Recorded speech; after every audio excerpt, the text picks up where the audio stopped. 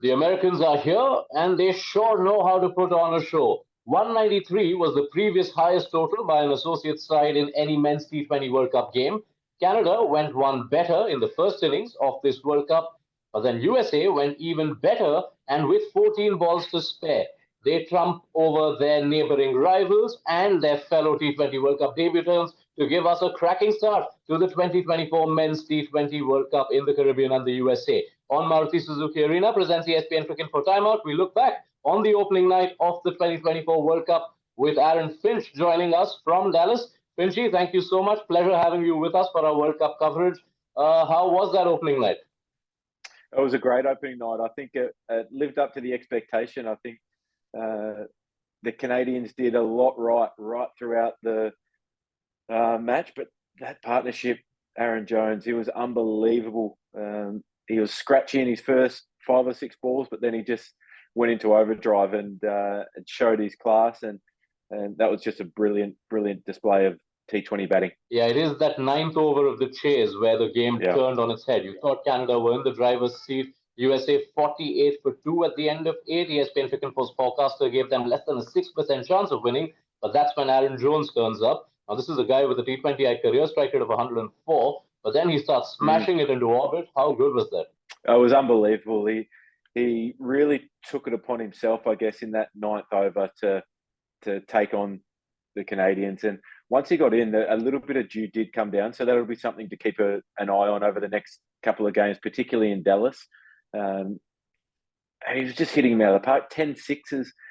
He was outstanding. I think the way that he constructed his innings as well was really impressive. And like I said, he was a bit scratchy in his first 5, 6, 7 balls and found it hard to get going. But then he just started hitting the middle and was awesome. Yeah, he is USA's vice captain, is Aaron Jones, and he'd come to the pre-match presser and spoken about playing fearless cricket and not being afraid, and that's exactly what he did.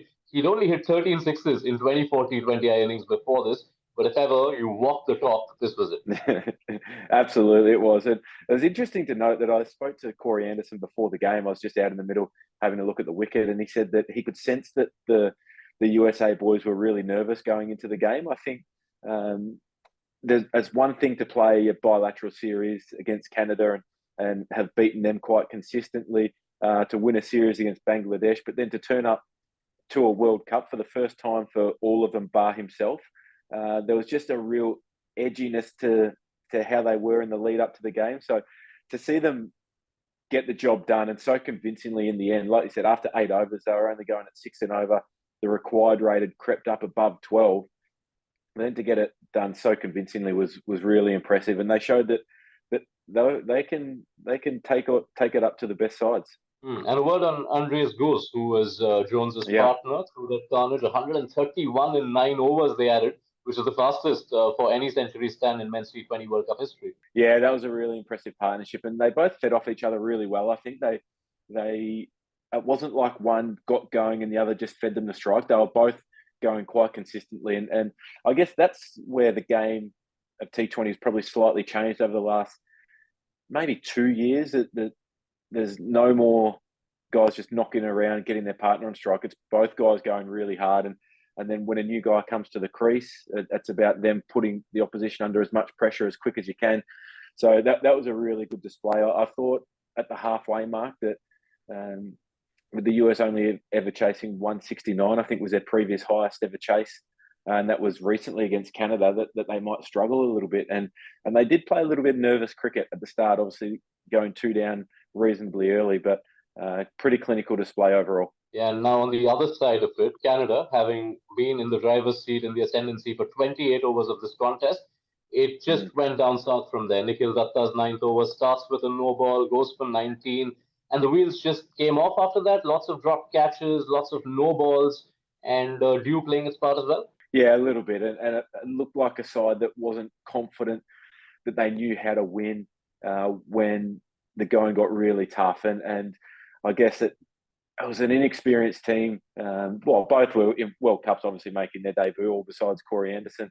But that was just a team that come up against their neighbour who knew what it took to beat them and had done it recently as well. So I think that's when the pressure started to show. And once the US got the ascendancy in the game, they held that momentum and really drove it. If we look at the positives for Canada, they can take some confidence from their batting effort. Never before had an associate side put a total of this extent at T20 World Cups. There were those half centuries from Dhaliwal and Curtin, and a good cameo at the end from Shreyas Mova. They were really impressive. Like they probably left a couple of runs out there. I think after 16 overs, it looked like they could get above 200, which is a big psychological barrier.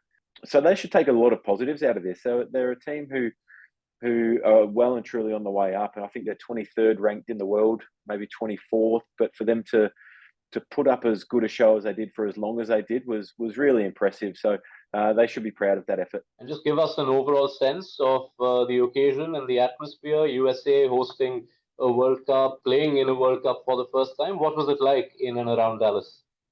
It was awesome. It was awesome. The atmosphere at the game was unbelievable. Obviously, a lot of expat subcontinental fans, but there was quite a few fans that had come to the cricket for the first time, and that was what it's all about. I think trying to grow the game in this part of the world is a big part of what the ICC is trying to do. Obviously, with MLC starting last year as well, that's a big step, and the fact that it was such a good product of a game was impressive. And I mean, the amount of rain that we've had here in Dallas over the last couple of days, the wicket was unbelievable. The outfield was unbelievable. It was like it had never rained there at all. Yeah, it was always going to be a significant night for the US. It also ends up being a result of great significance. They get the win over Canada, USA's first ever appearance at any men's T20 World Cup. Thank you so much, Finchy, for breaking down the opening game of the T20 World Cup for us. Be sure to stay with us through our coverage all through the World Cup on Maruti Suzuki Arena presents ESPN Cricinfo Timeout.